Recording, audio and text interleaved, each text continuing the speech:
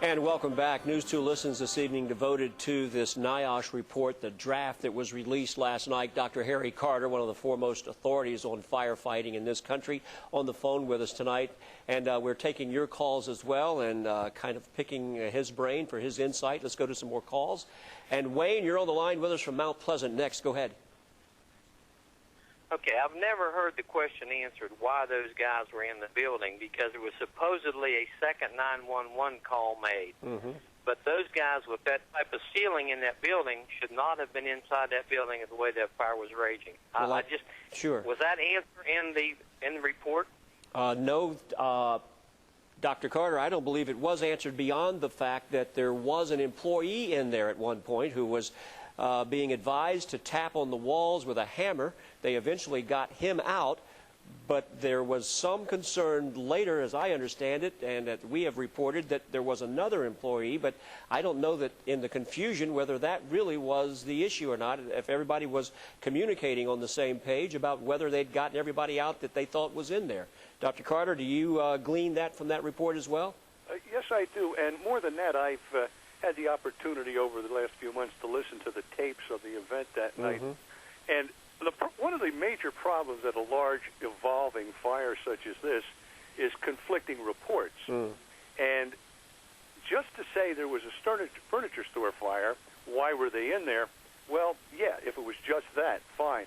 But protect and serve, get the people out, that's important. And it's possible that the communications, the lack of communications, missed communications, garbled communications, led to a point at which they should have been brought out, but all of the facts couldn't be known. And that's the problem at major fires such as that. Dr. Carter, there is still such emotional turmoil here in this community, as you might imagine, when 9 lives are lost and the families that are impacted by that.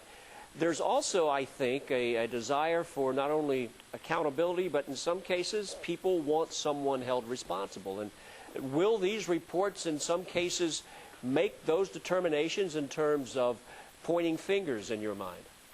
NIOSH reports are basically designed to point out what went wrong with recommendations on how to make things safer in the future. They're really not blame documents. They're educational documents, so I wouldn't envision fingers being pointed. But the thing that bothers me is, and let me share this with your listeners, I've been in conversations with members of the Charleston community, relatives of the departed, and there's a lot of people really upset. And frankly, I don't know how they're going to put this baby to bed. You've got a lot of things to change, and I've taken to using Gordon Routley's draft report as how not to do things when I'm working with my clients up here in New Jersey and Pennsylvania. So there's a lot on the plate, yes, and the challenge will be doing something about it. Dr. Harry Carter, hey, thank you for your time on this Friday afternoon. We appreciate you spending it with us and giving us your insight on this report.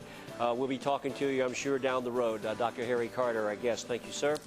We thank you for your calls as well. This is a story that will continue to receive considerable coverage. We thank you for joining us. News 2 at 5:30 is next.